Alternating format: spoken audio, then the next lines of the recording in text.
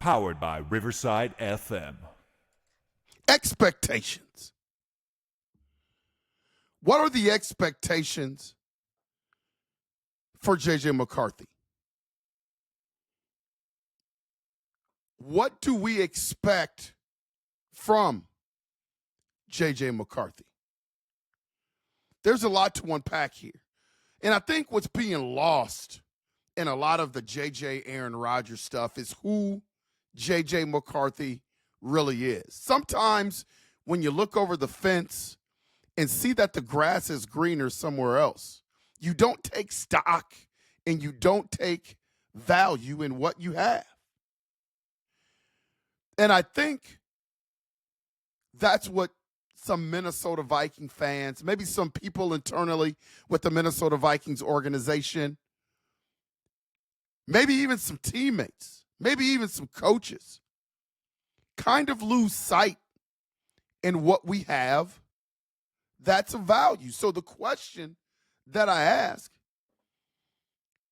is, what should we expect from J.J. McCarthy? See, I know J.J. McCarthy, and I think a lot of people get it twisted when you hesitate for a minute and you think about, man, what it would be like for Aaron Rodgers to be on this team. And this doesn't necessarily mean that you hate J.J. McCarthy. You just recognize the greatness that is Aaron Rodgers.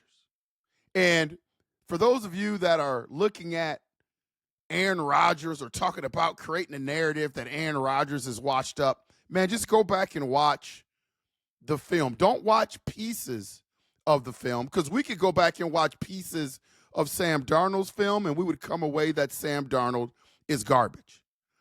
But if you watch everything in totality, you will see something different about Sam Darnold. And it's the same way about Aaron Rodgers. So I understand the hesitation. But there has to come a point where you take value in what you have. And that's what the Minnesota Vikings organization, that's what Minnesota fans need to do when it comes to J.J. McCarthy. J.J. McCarthy is a flat-out winner. Everywhere that he has gone, UP Nation, he's won a championship. And when you take a look at the work that Kwesi adofo-mensah has done this offseason, it would be a common sense thing to see that the table is set for a guy like J.J. McCarthy to walk in.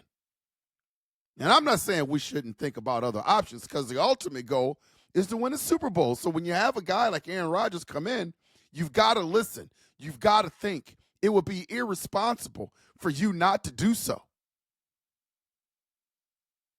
But then you have to make a decision. Once you get all the information, once you talk to everybody involved, the parties, and you take a good look at things, maybe you go back and watch some film for the Jets, you have a one-on-one conversation with Aaron Rodgers, and if things aren't feeling well, you don't pull the plug. Remember what they did with Jim Harbaugh when he came in on his interview? There was a reason why they wanted Jim Harbaugh there, interviewing for the job. And at some point during that day, remember, Jim Harbaugh thought that he was coming there to be the next Minnesota Vikings head coach. But was he wrong? Something happened on that visit. Something was said that just didn't fit. It just didn't fit for the Minnesota Vikings. It just didn't fit for Kwesi adofo-mensah. It just didn't fit for the Wilfs. We would have been foolish not to sit at the table with Jim Harbaugh at the time. Remember, we were just coming off of the Zimmer era. Toxic environment. So we would have been foolish to not bring in a Jim Harbaugh. And it wasn't like Jim Harbaugh was raising banners at the time. So he had some baggage, but yet we still brought him in just to talk, just to listen.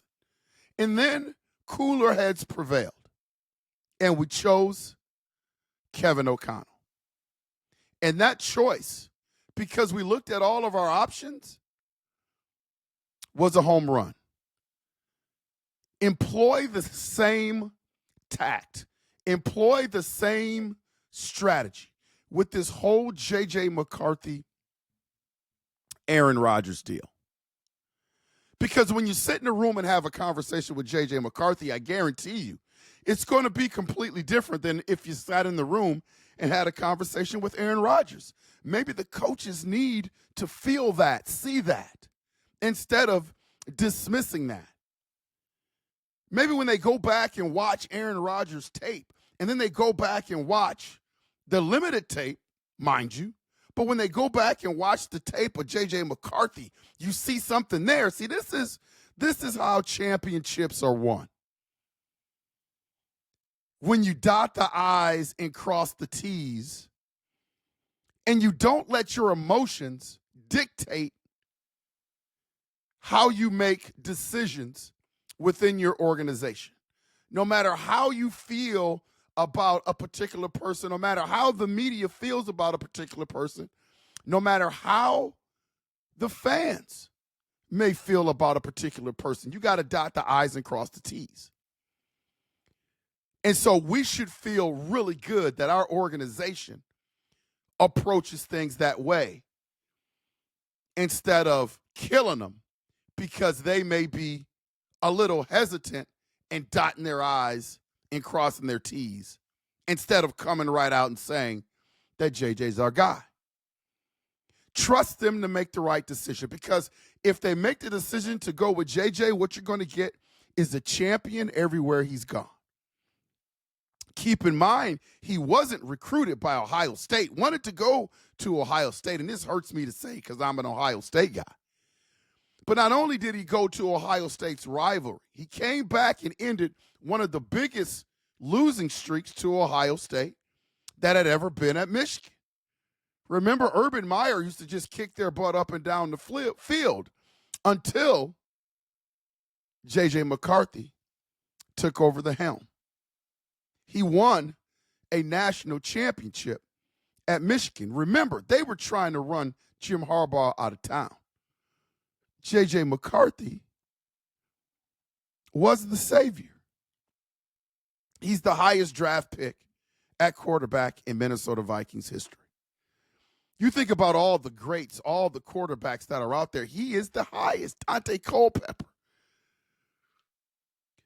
He is the highest. Oh, thank heaven for number 7.